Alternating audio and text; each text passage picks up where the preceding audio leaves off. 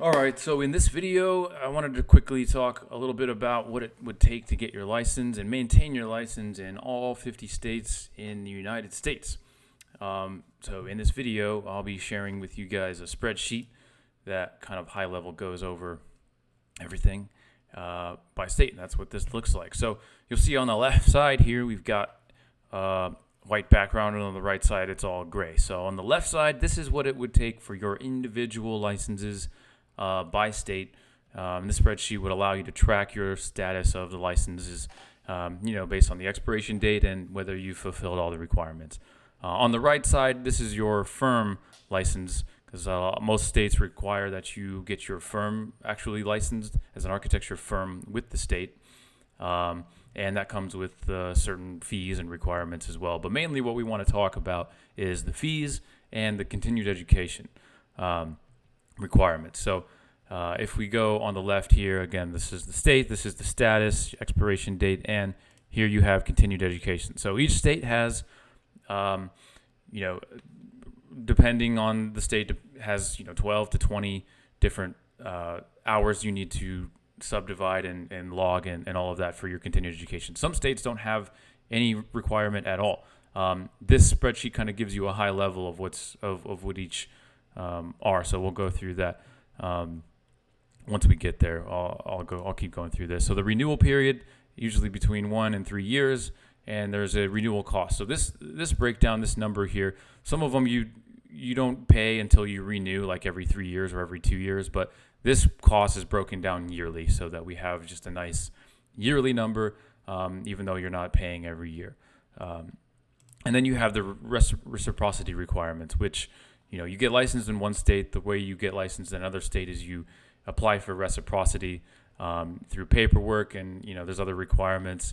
But the big thing we want to pay attention to is whether or not there's an extra exam involved, because that's when it gets really time consuming potentially. So certain states require extra exams and certain states don't, and we'll get into that. And then the right side, you can also track whether or not your firm is licensed, whether your firm even needs to be licensed is here, the renewal period, and the costs associated with that too. So if we scroll down to the bottom of this spreadsheet, you'll see kind of a summary of all of these and a high level of what it would take to get your license, to maintain your license in all of this. So, in the continued education section, which is where we're going to start, if you wanted to maintain your license in all 50 states, you would technically need to have 20 hours every year total, which would include 16 health and safety and wellness, 5 ADA, 5 zero net carbon design, 6 live, so sessions where you need to show up live in person somewhere, or I think an online seminar actually might work with this as long as it's a live seminar. 1 in a Florida building code and 1 in a high wind or natural disaster in Illinois. And the funny thing is, if you cut California out of the equation, you automatically have 4 less hours. But California adds that extra 4, bringing it to 20 hours every year.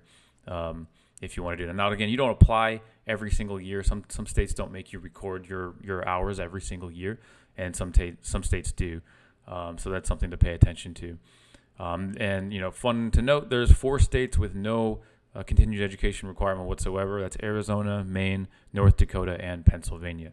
Now, I ended up getting kind of lucky. The first state that I became licensed in was Arizona, and so every 3 years I simply pay the fee, and I'm good to go on my license there, which is kind of nice. So moving on, the longest, we have 1 to 3 years for a renewal period. Arizona and New York are the longest renewal period. So each of those are 3 years between renewals. So you really don't have to. In Arizona, you have 3 years and no continued education. And in New York, you have 3 years, but you do have continued education. So important to note.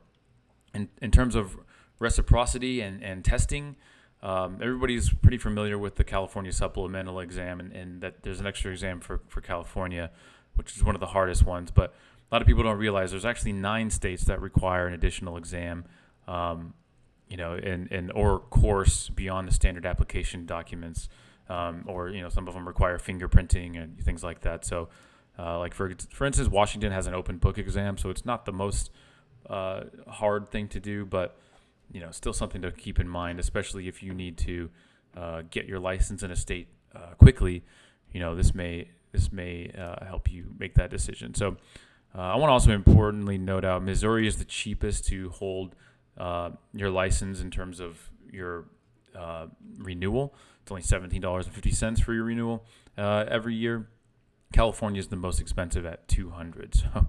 So, of course. So at the bottom here, I also almost skipped over the most important thing. So drum roll, if you're trying to be licensed in all 50 states, you're going to be paying a initial fee to sign up, or not sign up, but to apply for licensure or fill out the application. There's an application fee associated with that. But you're also going to have to renew that license with another renewal fee. And you can assume that the licensing fee, the initial fee to go through all this is about the same as the renewal fee. So I didn't record that. But at the bottom here, it comes down to a little over $4,000 if you're trying to maintain your license in all states. $4,000 a year is nothing to balk at. That's kind of a lot of money.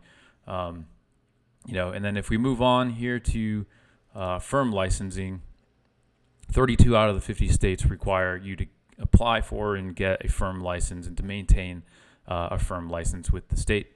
And there's a spot here to track whether your firm is actually licensed. New York, again, is the longest at 3 years for renewal periods on the firm level. Not every state requires you to register register an architecture firm, but a lot of them do. So that has a cost associated with it as well. 23 states don't have that requirement.